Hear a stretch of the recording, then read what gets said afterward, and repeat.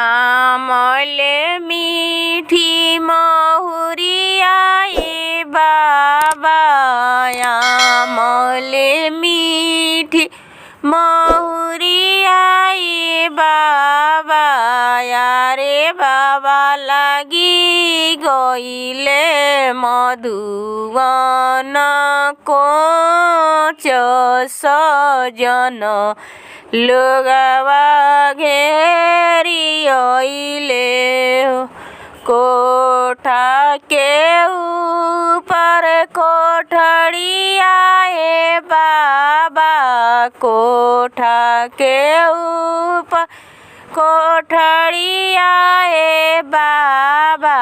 यारे बाबा के ताना सुतिले नीर भेद सजन, लोगवा घेरी अइले कुछु सुतिले कुछु जागिल हो बेटी, कुछु सुतिले कुछु जागिल हो बेटी, अरे बेटी कुछु दहेजवा के सोच सजन, लोगवा घेरी अइले हो एतना दहेज दान कोइनी हो बेटी, एतना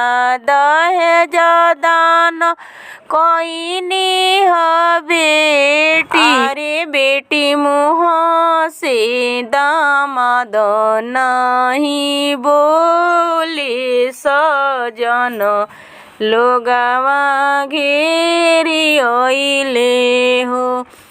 सोने के चूड़िया बनाए में बाबा, सोने के चूड़िया बनाए में बाबा, यारे बाबा देई देवे छिनर के बेटा के हाथे सजन, लोगवा घेरी अइले हो अरे बाबा देई दे में छिनर के बेटा हाथे सजन, लोगवा घेरी अइले हो जब छिनर के बेटा हाथे छुड़िया लिहले, जब रे छिनर के बेटा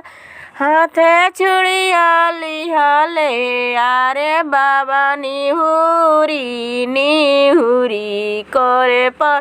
नाम सजन, लोगवा घेरी अइले हो अरे बाबा निहुरी निहुरी करे पड़े नाम सजन, लोगवा घेरी अइले हो।